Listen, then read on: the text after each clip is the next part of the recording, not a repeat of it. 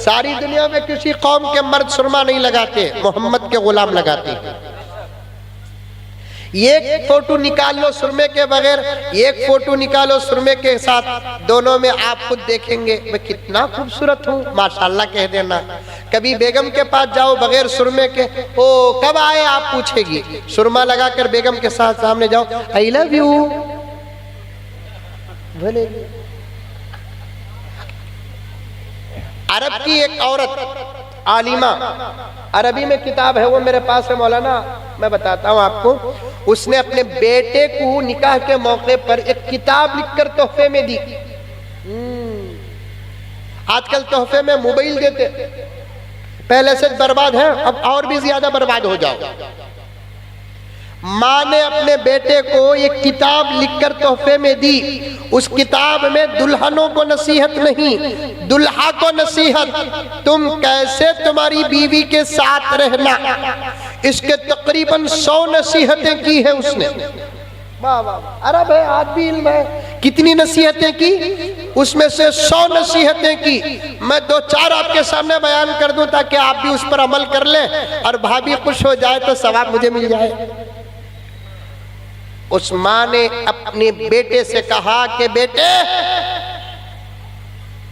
कभी भी तुम घर से अगर बाहर से अगर घर को आओ तो चेहरे में परेशानी नहीं, चेहरे में मुस्कुराहट रहना। हम लोग बाहर मुस्कुराहट, चेहरे में हमारे बीवी के सामने आते ही अमित शाह की सूरत हो जाती है। बाहर का टेंशन बाहर, अंदर का सुकून अंदर। और एक जगह पर उस माँ ने अपने बेटे से कहा कि बेटे, जब भी तुम अपनी बीवी के करीब हो तो अपने जिस्म पे खुशबू लगाना। इन्हें बीड़ी पी के जाता है घुग्गू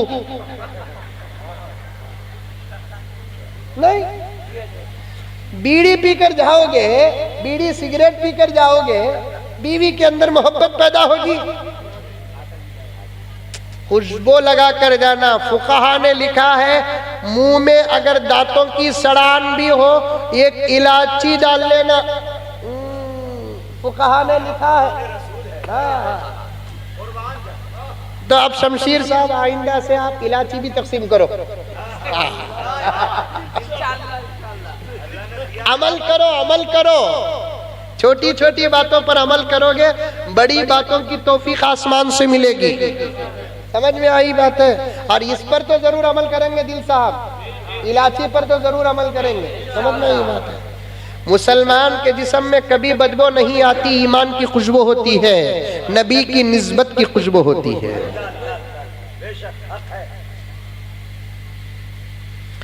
पत्थर को यूं तराशा नगीना बना दिया,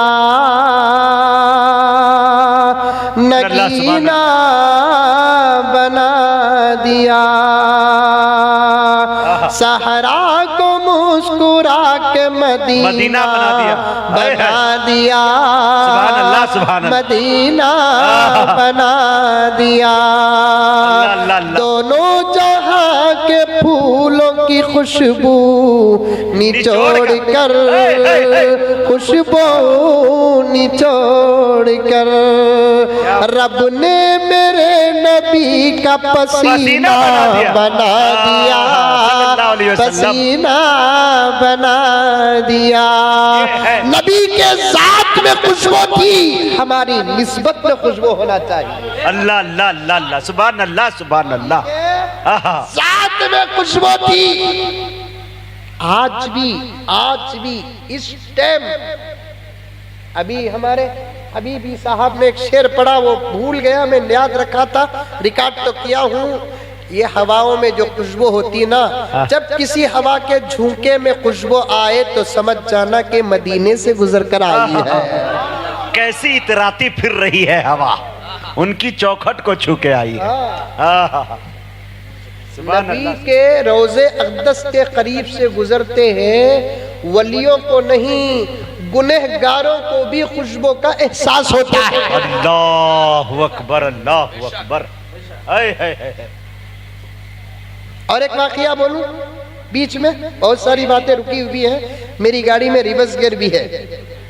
अच्छा, हुजूर के एक सहाबी थे हजरत उतबा, जी, क्या नाम?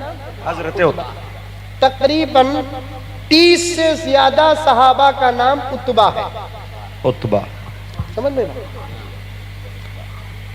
उसमें से एक सहाबी हजरत उतबा, उनको 4 बीवियां।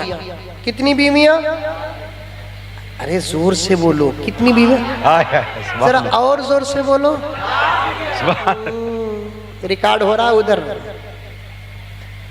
ये 4 का लफ्ज बोलते हुए अमल ना भी करे फिर भी पता नहीं कि खुशी क्यों इतनी होती है। अल्लाह अल्लाह अल्लाह।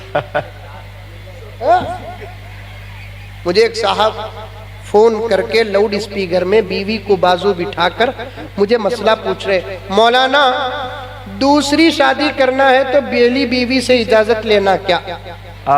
अब सामने बीवी है, अब मैं ऐसी पोजीशन में अटका हूँ कि अगर मैं हाँ बोलूं तो शरीयत के खिलाफ, जी, ना बोलूं तो फिर बीवी के खिलाफ। जी, अब मैं क्या करूं? समझ गया कि लाउड स्पीकर में बीवी को सुना रहा है। मैं बोला कि दूसरी शादी करने के लिए पहली बीवी से इजाजत लेना नहीं लेना ये दूसरा मसला है, पहले सिलेंडर की कीमत कितनी है मालूम करना जरूरी है। अच्छा है, अच्छा है। सिलेंडर की कीमत अगर मालूम हो मर्दों को तो फिर दूसरी बीवी क्या पहली बीवी को कर कर भी पछताएगा। जी जी जी। एक नौजवान रात को इशा की नमाज के बाद 11 बजे तक इबादत करता था। मस्जिद के मुअज्जिन साहब दरवाजा लॉक डालकर जाना था, बहुत तकलीफ होती थी। आखिर नौजवान को पूछे, इतनी लंबी इबादत क्या करता है भाई तू? उसने कहा कि मेरी शादी नहीं हुई, सलातुल हाजा नमाज पढ़ता हूँ। अच्छा, चंद दिन के बाद शादी हो गई, मुअज्जिन साहब भी दावत को गए थे। शादी के 1 महीने के बाद फिर ये इबादत शुरू किया, वही 11 बजे तक नमाज पढ़ रहा है। अब मुअज्जिन साहब पूछे, शादी तो हो गई, अब कौन सी नमाज? तो फौरन वो नौजवान कहने लगा, अब सलातुत तौबा पढ़ रहा हूँ। अल्लाहु अकबर। अब कौन सी नमाज पढ़ रहा हूँ? सलातुत तौबा। तौबा नमाज पढ़ रहा। समझ में आई बात है? उतबा को कितनी बीवियां थी? 4 बीवियां।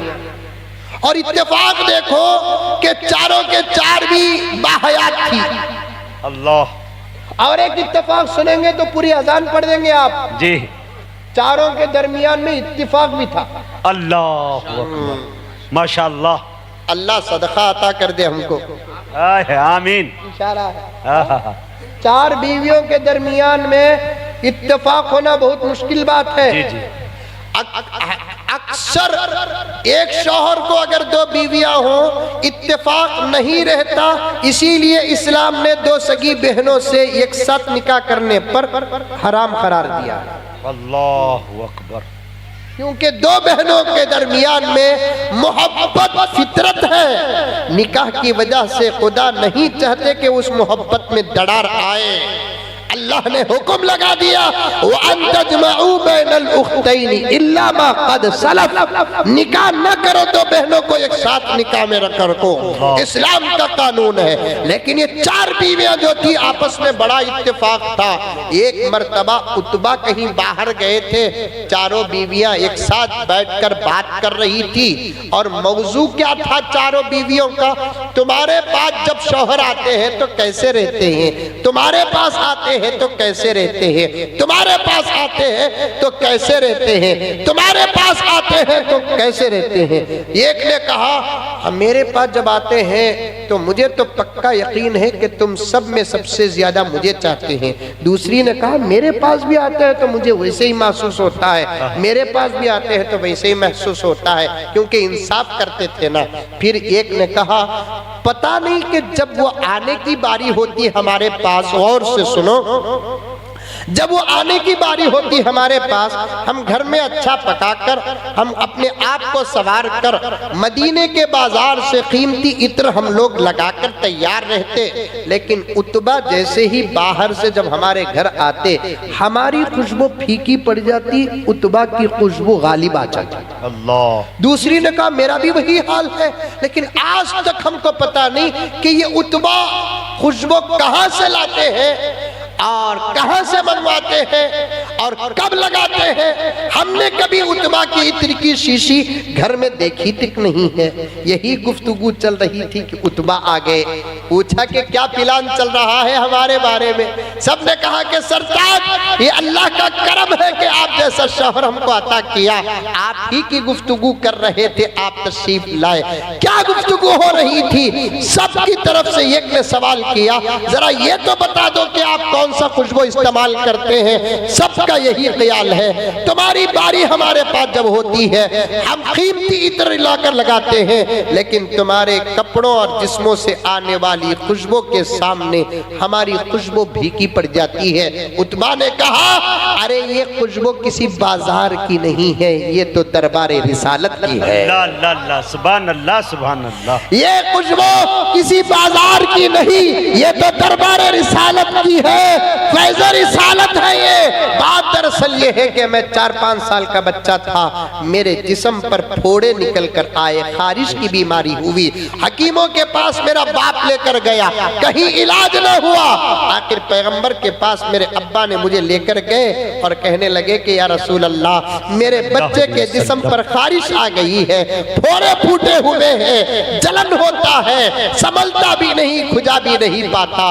दर्द लेना अगर ताकत में होता तो बच्चे के दर्द को ले लेते, आपके होते हुए क्या हमको फिक्र है या रसूल अल्लाह। जहां इलाज नहीं वो आपकी चौकट में इलाज हो जाता है, दवाओं में इलाज जहां नहीं वहां आपके नजर में इलाज हो जाता है। या रसूल अल्लाह, कुछ तो मेरे बच्चे पर नजर फरमा दे।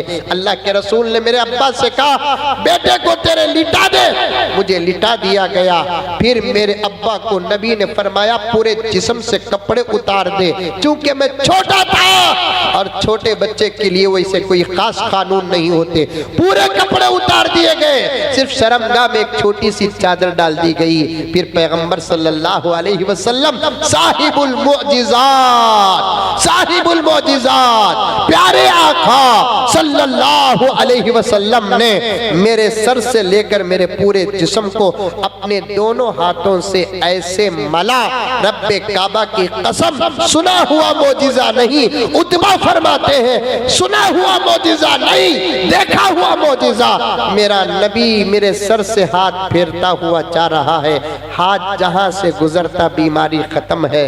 उस वक्त से लेकर आज तक मेरे जिस्मों से मेरे नबी के हाथों की खुशबू नहीं गई। अल्लाह अकबर, अल्लाह अल्लाह अल्लाह। खुशबू से मोहम्मद के गुलामों का खास ताल्लुक है, खास ताल्लुक है। बीवी के पास जाने का भी तरीका इस्लाम ने बताया है। बात लंबी और गहरी हो गई, मैं तफसील पे जाना नहीं चाहता। मेरी माँ और बहनें, तुम बुरखे का लिहाज रखो।